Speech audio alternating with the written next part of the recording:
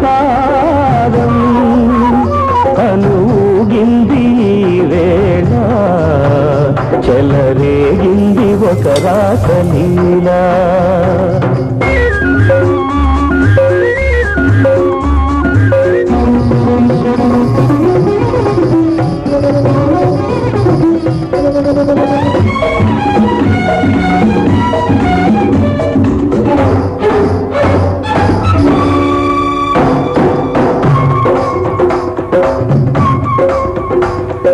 నటరాజ ప్రేయసి నటనాల ఊర్వశి నటియూచు నీవని తెలిసి